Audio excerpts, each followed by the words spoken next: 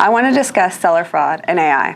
AI is a powerful tool, and some news articles even compare its impact to the invention of electricity.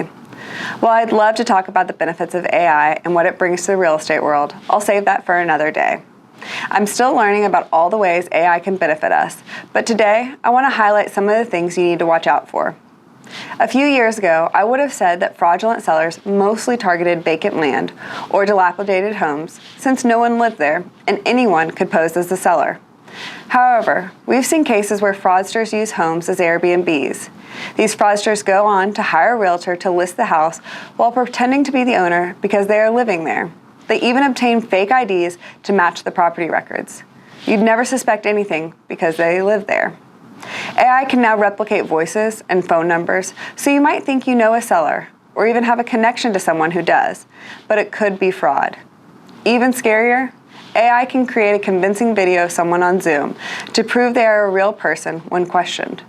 In Florida, a title company noticed some red flags on a deal and asked a seller for proof of life and confirmation of ownership.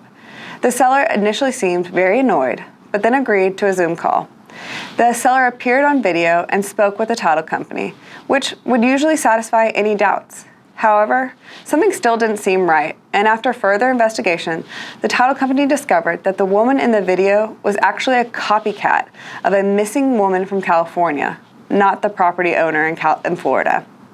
Unfortunately, buyers are starting to sue listing agents for misrepresentation when the seller is fraudulent because the agent misrepresented to the buyer that they had the authority from the rightful owner to sell the property.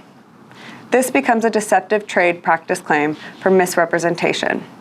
What can you do to avoid this? If you don't know the seller personally, conduct thorough due diligence by verifying all information provided by the seller and maintain detailed records of all communications and disclosures.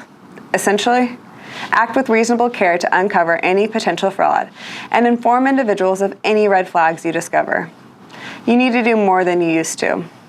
In one of our next podcasts, I'll discuss the positive aspects of AI in the real estate world, not just the scary ones. As always, please send your tip ideas to tipoftheweek@allegiancetitle.com.